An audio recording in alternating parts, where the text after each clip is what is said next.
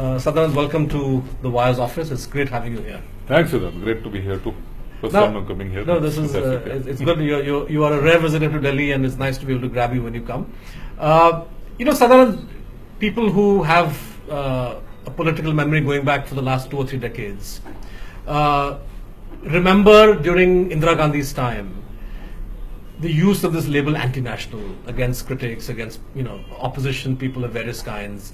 It was bandied about in the run-up to the emergency, during the emergency, and the Congress also used to use this even in the early days of Rajiv Gandhi against critics, etc. And then there was a kind of long period when that vocabulary of, or the accusation of somebody being anti-national receded somewhat into the background.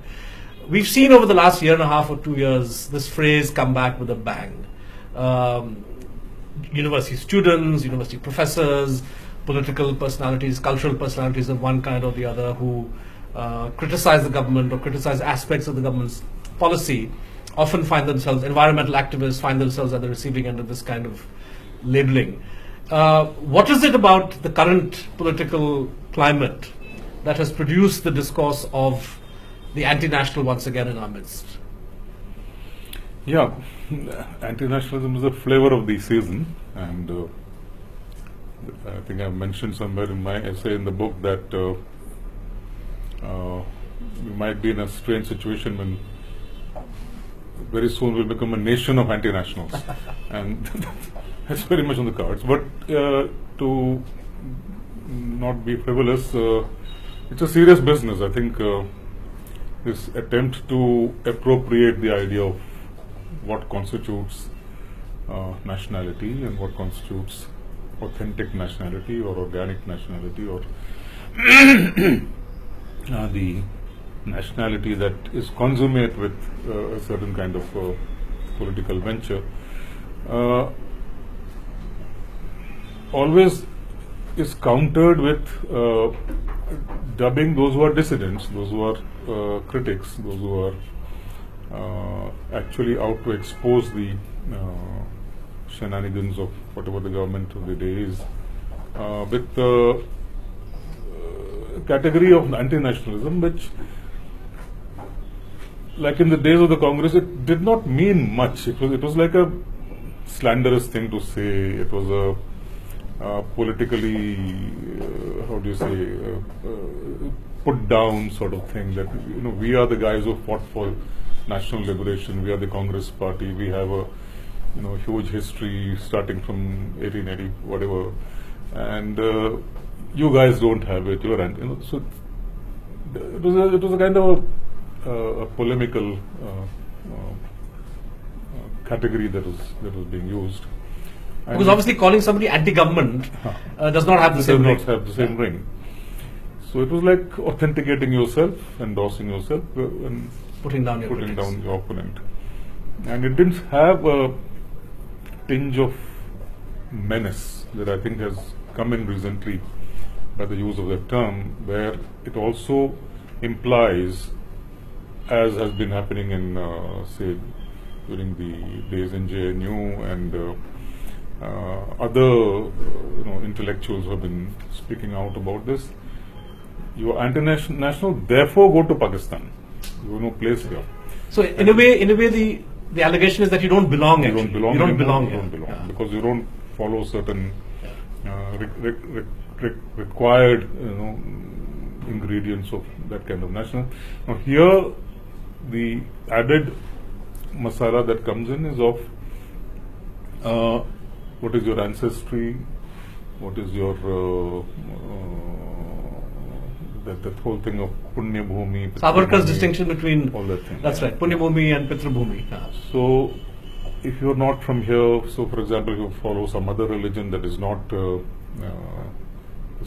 so-called authentic religion, it's a completely manufactured thing, but they love doing all this kind of things. You create a trope where something is authentic and something is not, something is pure and something is polluted, and these are the dualities within which people are sought to be evaluated and put. So it's very easy to slip from one to the other. The same person who's saying I am the true national can very easily be turned around and made an anti-national And in fact, that has been the journey of this kind of discourse in the 20th century. If you look at what happened in Italy and Germany, where ultimately it went and hit those who were the original supporters. Yeah.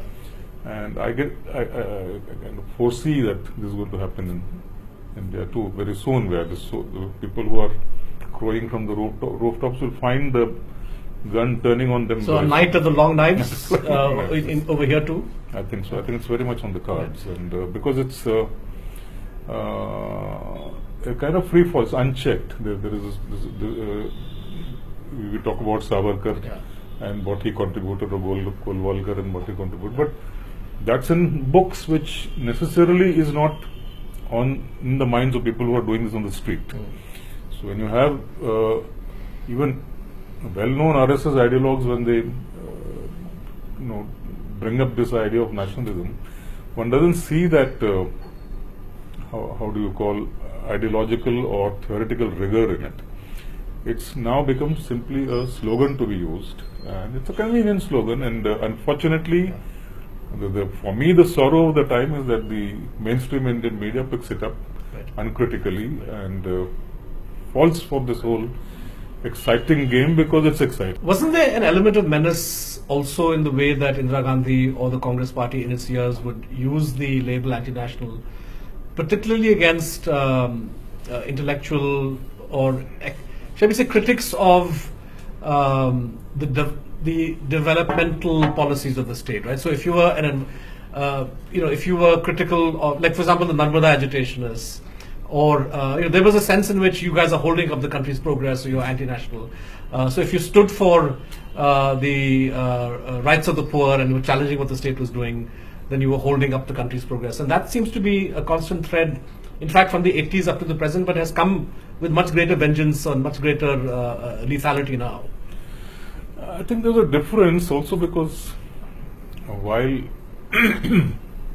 she probably had a phobia against people who critiqued her policies, and which are a continuation of maybe Nehruvian policies, one also found the party at that time responding to that critique, not directly, not acknowledging it, but bringing in a slogan like Garibi Hatao and stuff like that.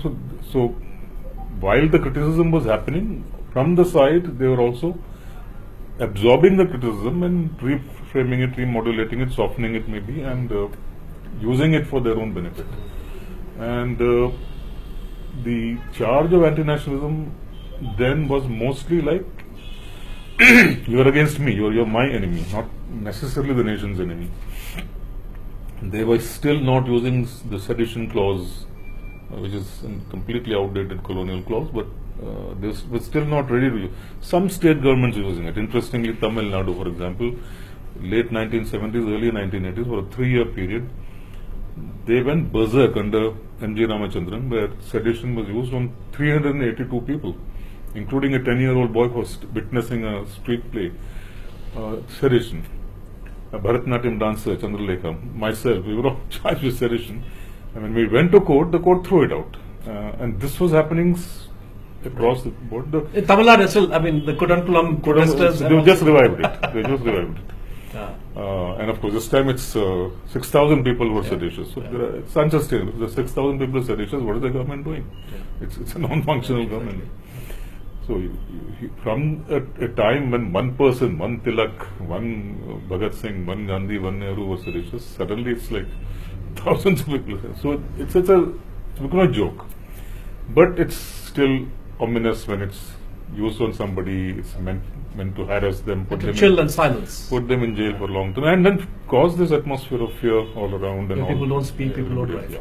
You mentioned the media, Sadanand, and one of the most horrible and painful things that I saw in the context of our discussion on nationalism and anti-national was when the government, the Modi government, stopped a Greenpeace activist from travelling abroad to testify or to speak before British MPs about the way in which a British company, Vedanta, was flouting rules and regulations, environmental rules in India. And the channel invited the Greenpeace, Times Now invited the Greenpeace activist and really went for the jugular.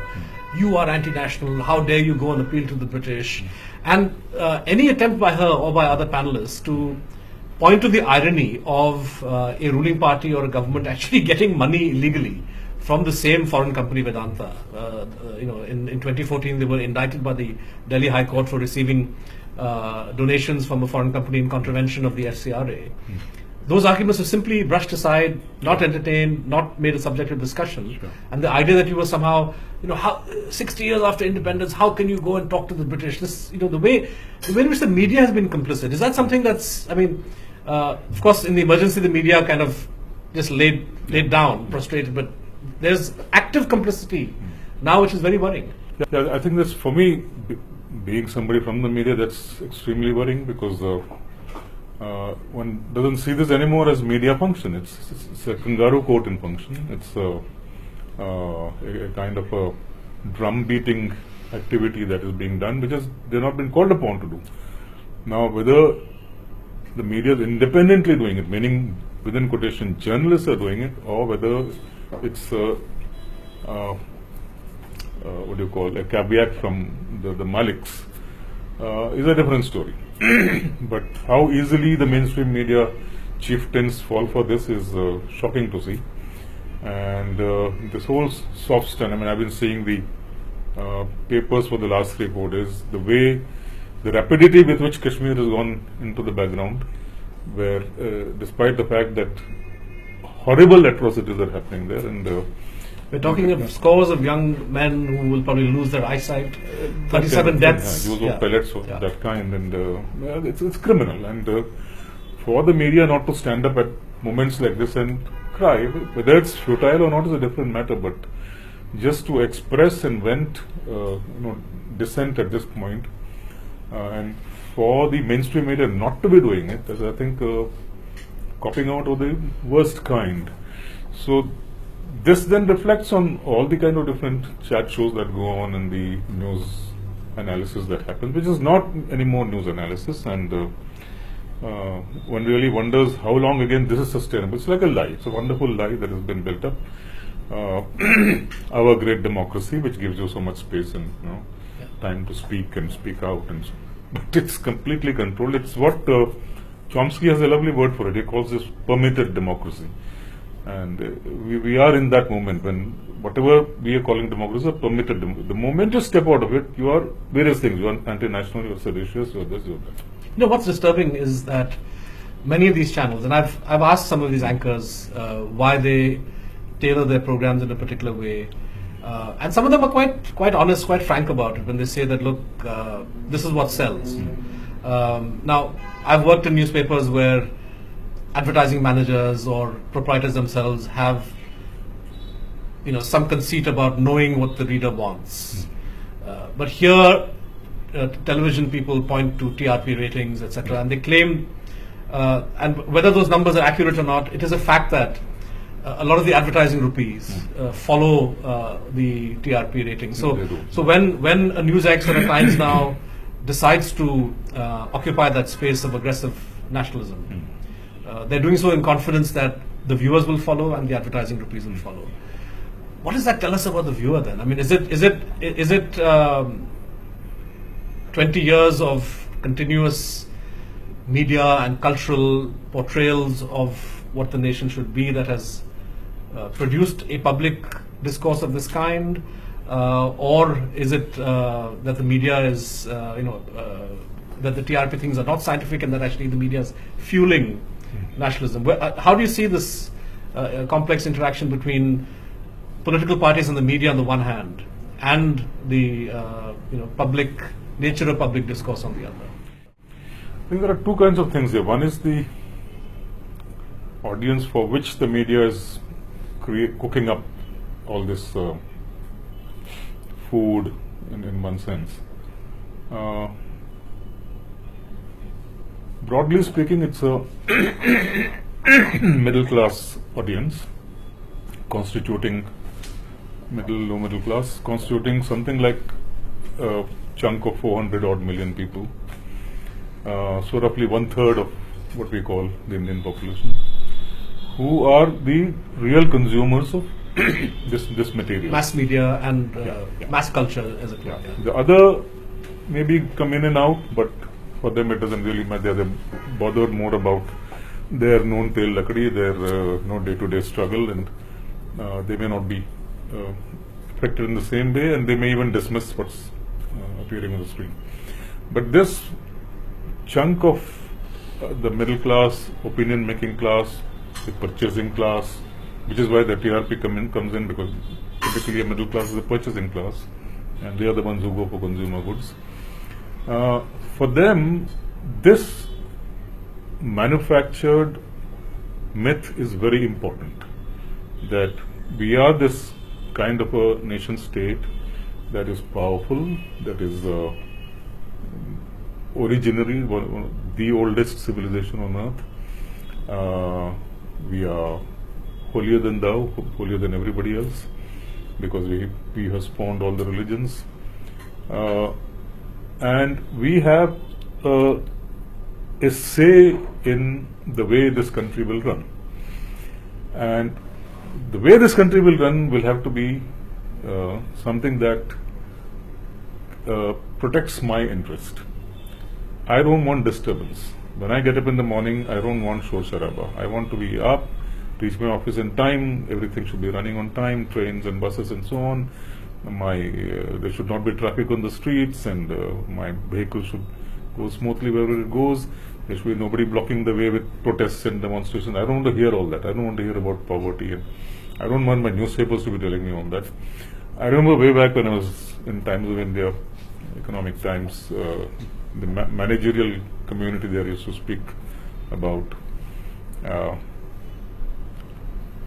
not wanting, this soon after liberalization, when lots of ads started coming in, and the earliest ads were ads for cosmetics from Lakme and Max Factor, and those are the guys who were flooding the Indian market. So you would have typically a quarter page or a half page cosmetic ad on the front page of most newspapers, particularly in the TOI group. And the managers would say that we are getting this message from the marketers and from the advertisers that we are paying you a handsome amount for this ad. And this is about the good life. This is about how to look, maximum. We don't want a news item next to it that spoils that fun. That's a downer. That's a downer. Yeah. So, and the media bosses spot this. Can we say they don't have a heart? I don't know. Can we say they're not thinking people? I don't know. But they just bought this argument. And when it went uncritically for the next 10 years, it became a mantra. It became something you do automatically without thinking about it. So, nobody has challenged this in between, except there are a few exceptions. But really speaking, the challenge hasn't come to this. The corporate managements and the ad departments and the response departments have not been challenged on this by the journalist section, because they have been more or less emasculated. Their powers have been taken away. So we are in that situation where the mass media will just now be an echo chamber of the good life, and supposedly representing the aspiration of this section. But isn't there a tension between the pursuit of this kind of good life, which necessarily involves openness of economy, softening of borders, this globalized middle class Indian who aspires to the world, wants to be able to travel, doesn't like it when doors and windows are shut for him. Isn't there a tension between that aspiration and the narrow nationalism that we see being pushed? 10 years ago it would have been absurd for somebody to insist that you say Bharat Mata Ki Jai in a television program. But I've seen student leaders being challenged by BJP people, say Bharat Mata Ki Jai. Isn't there a tension between these two impulses? That on the one hand you want the world, on the other you're narrowing your own definition of a nation in this way? Yeah, but the narrowing comes from that sense of insularity, with the imagination that we are now a superpower. We are on the brink of entering the elite club of the NSG. We are on the brink of entering the Security Council. We are on that. We are second to none at the moment.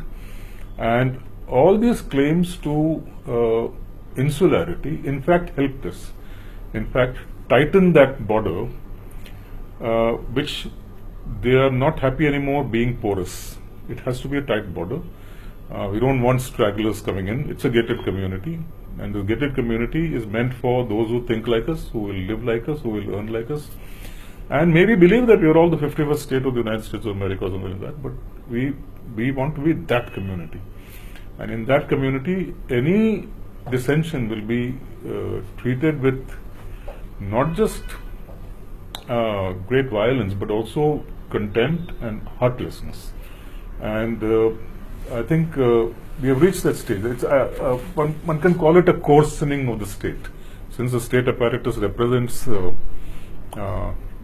this segment of society, really speaking, and speaks for them, you can see that coarsening, about what Siddharth called the iron in the soul.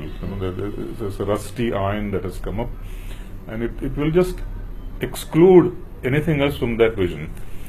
And so one really has to then figure out what this nationalist discourse is all about. And I think that's where we are at, where it's time now for more and more people to get familiar with this discourse. Of course, I'm no expert in this. I just was completely out of the blue asked to write a contributory essay to the book, and I put it in which not non-academic way. It's a non-scholarly essay, but we have extraordinary scholars who have done work on this, from Professor K.N. Panikkar to Partho Chatterjee to Sudipta Kaviraj to Aditya Nigam and Nivedita Menon, to this terrific work by Shubh Mathur on the everyday life of cultural nationalism. You have Dilip Simian's brilliant essays. These are all people who really worked. And if you go back, Tagore, Ambedkar's own thinkings on nationalism. That's a different. That's pre-nation state debate on that, and that's a very important, let's say, aspect that perhaps should come out into these schools and colleges at this time. The debates that happen, where you have already by the beginning of the 20th century well in place a Hindu nationalist idea, well in place a Muslim nationalist idea, well in place a Khalistani nationalist idea. And then as you go along, you have the Dravidian movement starting, so you have the Dravidstan idea, the nation that is only for the Dravidians. As Ambedkar comes into the picture, you have the Dalitstan idea, only for the Dalits. There are Adivasi leaders who are proposing here and there a Gondwana land, an Akhand strip of land extending from western Gujarat, the idea landmass to almost up to Kampuchea, one extended. So all these things are floating around, and into that Tagore is coming in with very strong critique of this notion of nationalism as being a menace. As being you mean the territorial aspect of it, or the ideational? The territorial aspect. The fact that you can be divided into a nation and not actually claim to be part of a humanity, and the idiocy of that. And it's early days, and it's fantastic that Tagore is picking up that idea, which later on becomes, it's probably an anarchic thought at that time. But later on, you see echoes of that in many movements that have happened. Gandhi himself has peculiar ideas about this. He's not really very happy ultimately with the formation of the Indian nation state, etc. So now these debates are crucial to understanding where we are at today, and the more we ignore it, the more we tend to make very superficial and very silly evaluations and not really get to understand what exactly is happening in a context today. There's always, as you said, from well before independence, this attempt to identify Indianness with Hinduism, Hindutva, whichever way you want to put it. And one could even argue that the Nehruvian and post-Nehruvian state, whatever its official policy or official rhetoric, in terms of its practice, often lent or leaned towards doing things that were discriminatory and which, even if they didn't favor Hindus, quote unquote, certainly it would create moments when minorities, Muslims, Sikhs in 1984 would end up getting targeted very viciously. So this has been in a way part of the practice of the Indian state, though never the stated policy. What I worry about now is that for the first time in official legal parlance and official discourse of the state, we've had in this government a rupture with the past, and so the citizenship policy, where they have said that Hindus who come from Bangladesh or Pakistan will be entitled to easier Indian citizenship. The presumption being, quite rightly, that they are victims of religious persecution. But anybody who knows Bangladesh or Pakistan or our other neighbors, Myanmar and China, knows that it's not just Hindus who are victims of religious persecution. In Myanmar, it's the Rohingya Muslims. In Pakistan, the Ahmadiyas, who are in Indian terminology Muslims. Shias are increasingly being targeted. Buddhists in Tibet. So this, in the official policy of the Indian state to introduce this kind of a category, I found very disturbing. And the complete absence of any critical discussion in the media about what this signifies for the Indian state's conception of what it means to be Indian. You know, I think we've made a certain rupture with the past that is quite disturbing. And having crossed this Rubicon, it then allows other kind of changes to also take place. In fact, currently, I think particularly post-Modi, the biggest thrust is on what they call soft power. And the definition of soft power itself is a definition of this new nationalism, where India will be projected not necessarily through its nuclear arsenal and its big dams and its manufacturing strength and all that, but through for example, yoga and cultural items of this kind, which will have a bigger leverage point internationally, because all these have become in one sense global. No thanks to, within quotation, Indian intervention. It's the way it went, the way it got commoditized. And it's not new. It's something that's been coming to us from early 20th century. This new globalization channels that have kept on picking up. So what you're saying, in fact, fits in very well with this. The acknowledgement of a certain kind of population that will come from the subcontinent. It cannot be outside the subcontinent. It has to be the old Akhand Bharat, which keeps feeding back to the motherland, let's say. And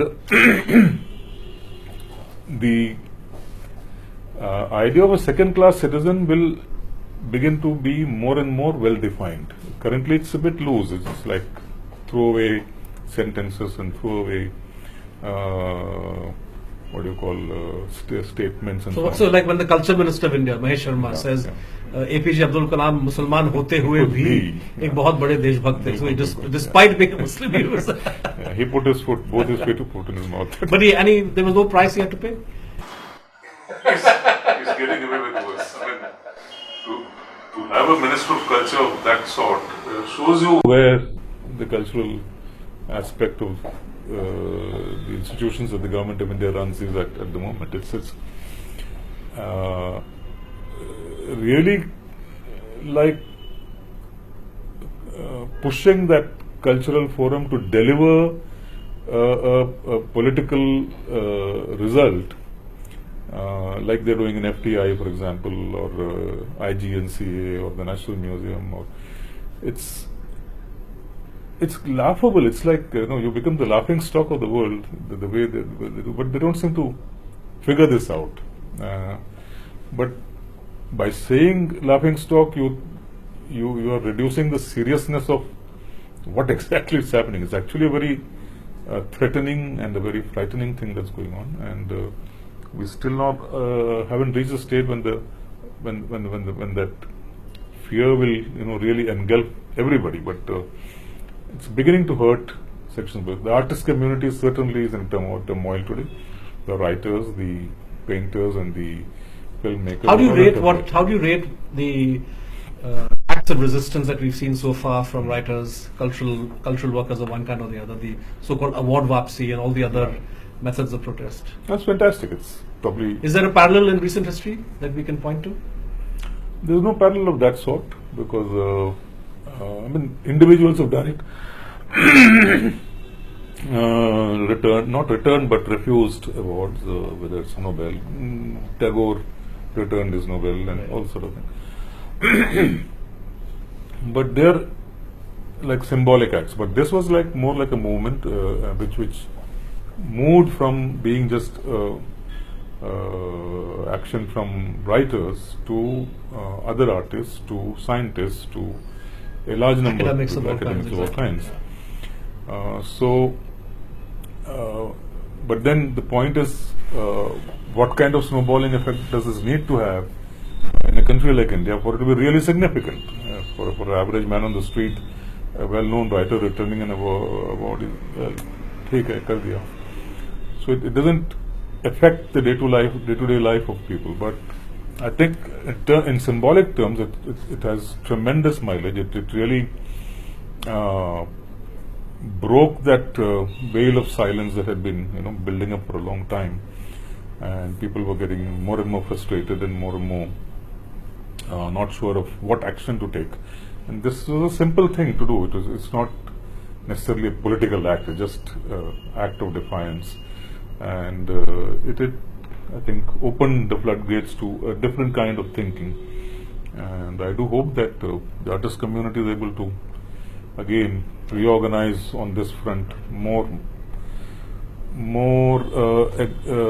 more organized way, particularly with ballast from this fantastic court ruling that has come on the Perumal Murugan case from the Madras High Court, Justice Kaul and Justice Satyabama.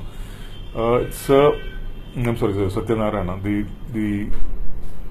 The impact of the ruling should go more than just applying for that case. I think it's a very, very big statement the court has made, and a very open, window that has. In the case of film censorship, in the Rangarajan, the Oru Gramatile case, I mean, very clear enunciation of law by the Supreme Court that once a film passes the certification process, the state government is duty bound to ensure its safe exhibition, and that's essentially where matters ought to stand. But despite that, we've seen state governments flouting this. In the case of Kamal Hassan's a movie which some Muslim fanatical organizations in Chennai objected to, Sure.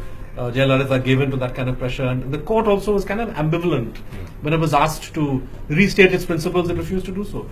So it's a bit of a crapshoot. It's a bit of a kind of a chancy game.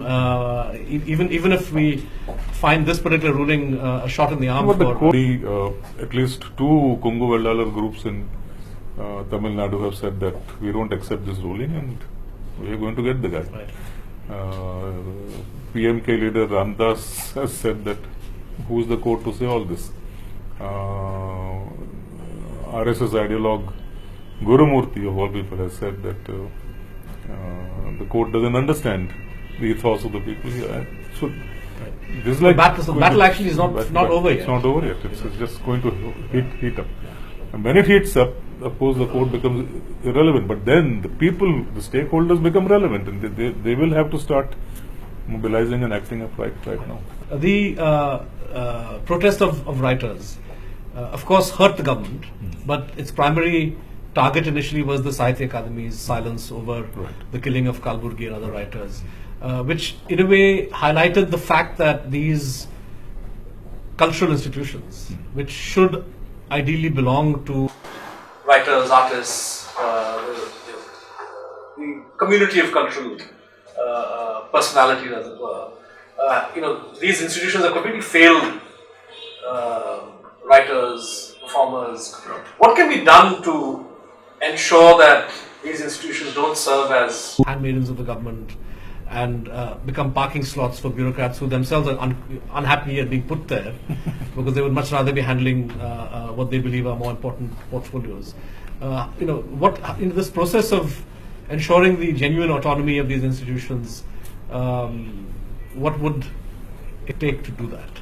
Well, it just demands will from the government, and whether we like it or not, they are governmental institutions. To an extent, they have been granted autonomy.